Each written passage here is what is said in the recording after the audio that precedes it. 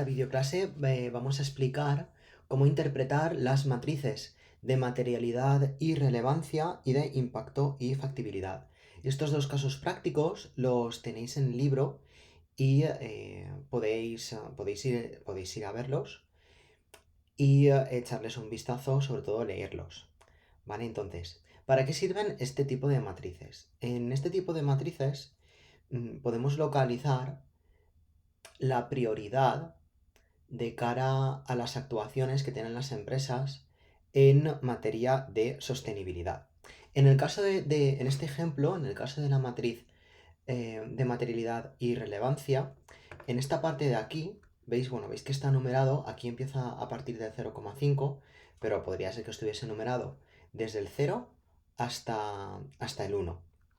Entonces, acordaros que en las empresas había grupos de interés externos y grupos de interés internos. Los grupos de interés internos, ¿quiénes eran? Pues eran los trabajadores, los directivos y los propietarios de la empresa.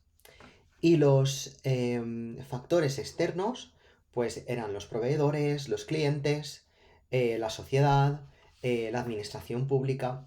Entonces, en esta gráfica, ¿qué es lo que hacen las empresas para priorizar para saber qué acciones hacer primero o hacer después? Pues cogen todas estas acciones, como por ejemplo el cambio climático, y le asignan un número. Los grupos de interés interno a nivel pues, de trabajadores, de directivos y de propietarios, dependiendo de cuál sea la política de la empresa, pues le asignarán como un número. Si le asignan un 0, significa que es 0 prioritario. Si le asignan un 1, significa que es muy prioritario.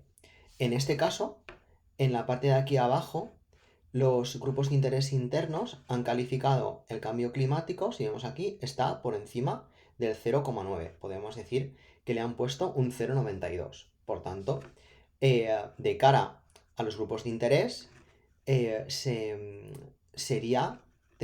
cambio climático tendría una prioridad alta. En el caso de los grupos de interés externo, le han dado una prioridad más baja, ¿vale? Porque el grupo de interés externo utiliza este eje para ubicar qué prioridad le dan a ello. En este caso, si veis, el cambio climático está un poquito por encima del 8, o sea, sería un 0,82. Los grupos de interés externos al cambio climático le han dado un 0,82 y los grupos de interés interno le han dado un 0,92. ¿Eso qué significa? Que tanto para los grupos externos como para los grupos de interés interno, el cambio climático es bastante importante. Entonces, cuando una medida está sobre todo más hacia arriba y más a la derecha de la gráfica, más relevante es y por tanto más prioridad le dan.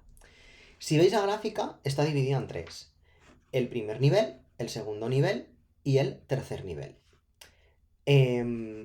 Entonces, todo lo que queda en el primer nivel, el cambio climático, los resultados financieros, la salud financiera, todo esto son aspectos que las empresas, como por ejemplo una industria farmacéutica o una farmacia, debería de priorizar. Todo lo que queda en el segundo nivel, pues es más secundario. Y ya lo que queda en el tercer nivel es tanto que para los grupos de interés externo como para los grupos de interés interno, pues tiene una baja relevancia. Por ejemplo, el crecimiento inclusivo para los grupos de interés externos, pues le han dado un 0,63 más o menos. Y para los grupos de interés interno le han dado menos de un 0,6. Le habrán dado un 0,58. Por tanto, pues esta medida es de menor prioridad. Por tanto, imagínate que yo ahora te hago una pregunta tipo test. Y te pregunto sobre qué actuación en materia de la sostenibilidad es prioritaria para esta empresa. Y te pongo A, el cambio climático; B, el uso de los datos; C, la diversidad y conciliación, y D, la gestión del talento. Pues la más prioritaria sería esta, porque está en el primer nivel. El resto están en el segundo y en el tercer nivel. Y en el caso de las matrices de impacto y factibilidad, es exactamente lo mismo. Es el impacto que tiene con los ASGs, es decir, cuanto más arriba está, más impacto tiene. Y en la parte de aquí abajo lo que mide es la facilidad de implementación. Entonces, ¿cuáles son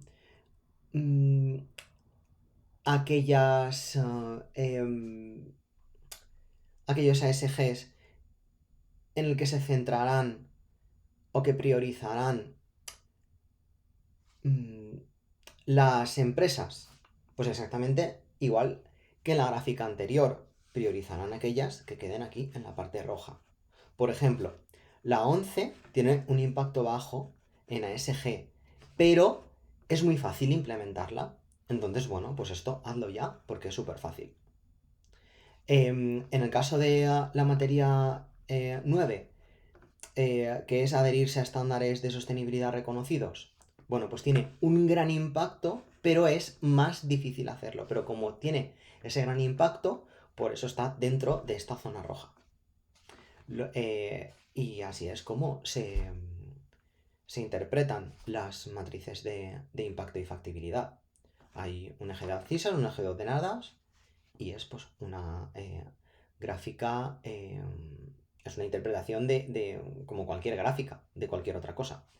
Aquí lo que os pone en la solución es que tras construirse la matriz de impacto y factibilidad, se observa que solo 7 de las 17 iniciativas se sitúan en el primer nivel de prioridad, lo que facilitará al banco, que en este caso, bueno, pues ha sido un banco el que ha hecho este estudio, su decisión de enfocar los recursos en esas iniciativas. Con lo cual, ¿cuáles son esas 7 en las que se va a enfocar esta empresa? Pues en la 9, en la 1, en la 5, en la 2, en la 7, en la 8 y en la 11. El resto, pues bueno, cuando ya tenga estas cumplidas, ya irá por esas. Y en principio, pues así es como se interpretan estas gráficas.